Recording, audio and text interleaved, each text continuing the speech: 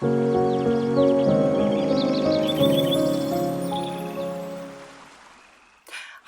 und herzlich willkommen zu einer neuen Pflanze des Spätherbstes. Heute möchte ich dir die Hagebutte etwas näher bringen.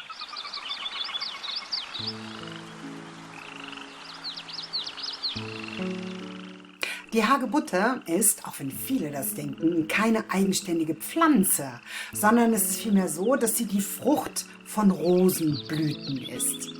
Die Hagebutte, die heute zum größten Teil genutzt wird, ist die Frucht der sogenannten Rosa canina oder auch Hundsrose. Aber fast alle Wildrosen und auch ein großer Teil der Gartenrosen bildet aus ihren Blüten die Hagebutte.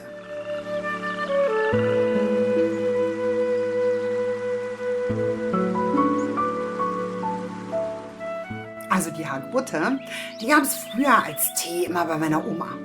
Heute wird Hagebuttentee leider nicht mehr ganz so oft getrunken, weil viele den Geschmack nicht so mögen. Aber das Fruchtfleisch der Hagebutte als Marmelade gekocht ist nicht nur sehr lecker, sondern es enthält auch sehr viel Vitamin C. Und das Pulver aus getrockneten Hagebutten kann manchen Joghurt eine völlig neue Geschmacksrichtung geben.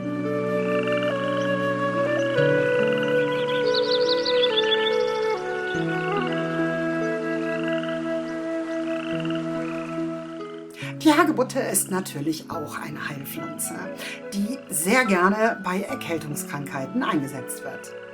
Das vor allen Dingen, weil sie durch ihr vieles Vitamin C das Immunsystem unterstützt, sich gegen Viren und Bakterien zu wehren.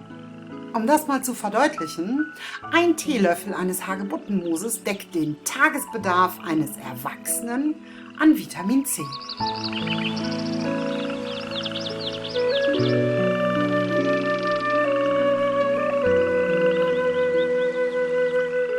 Ein kurzer Steckbrief. Die Hagebutte gehört zur Pflanzenfamilie der Rosengewächse, wissenschaftlich die Rosa canina. Verwendet werden die Früchte und die Samen. Inhaltsstoffe ist Vitamin C, Flavon, Fruchtsäure, Vitamin B-Komplex und andere. Die Hagebutte wird angewendet zur Stärkung des Immunsystems bei Erkältungskrankheiten, Gelenkentzündungen und Arthrose, und ihre Eigenschaften sind entzündungshemmend.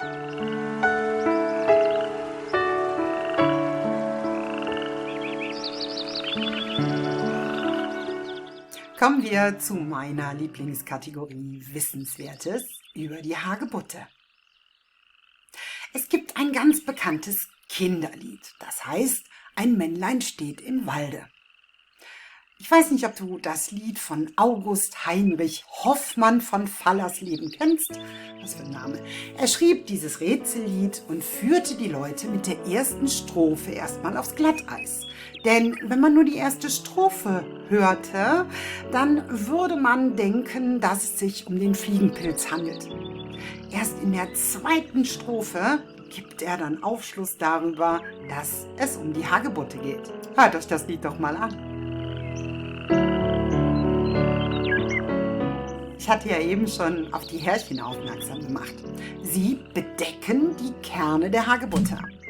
Aber sie haben leider auch eine sehr unangenehme Eigenschaft, denn sie sind mit Widerhaken ausgestattet und bleiben deshalb überall hängen, und weil sie so fein sind, jucken sie ungemein. Ich kann mich noch gut erinnern, dass zu meiner Zeit auf dem Schulhof immer gerne die Kinder mit Hagebutten beworfen wurden. Oder noch gemeiner, man steckte eine aufgeplatzte Hagebutte in den Kragen eines Mitschülers. Das war so böse und gemein, dass es bald darauf verboten wurde. Wenn man sich fragt, warum die Rose die Königin der Blumen genannt wird, muss man schon sehr weit zurückgehen. Denn es war eine griechische Dichterin, die diesen Namen schon 600 vor Christus verwendete. Lange Zeit stand die Rose als Sinnbild für Reinheit und Schönheit, sodass man auch sagte, dass die berühmte Liebesgöttin Aphrodite ihre Schönheit von der Rose hatte.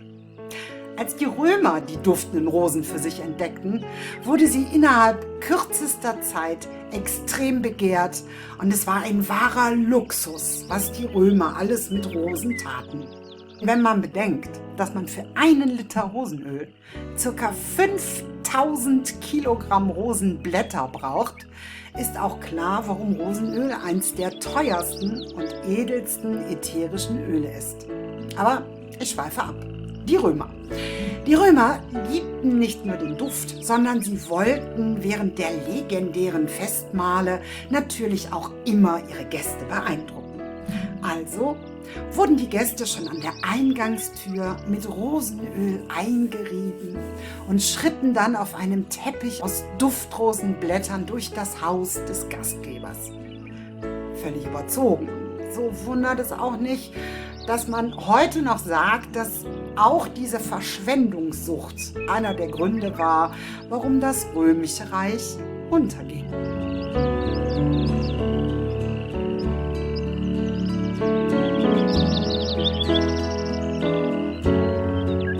So, das war's für heute.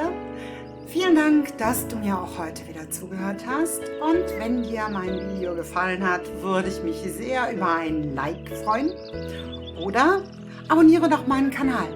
Dann bekommst du immer als allererster mit, wenn ich wieder Pflanzen vorstelle aus den verschiedenen Jahreszeiten. Die nächsten, die kommen, haben wohl was mit Spätherbst zu tun.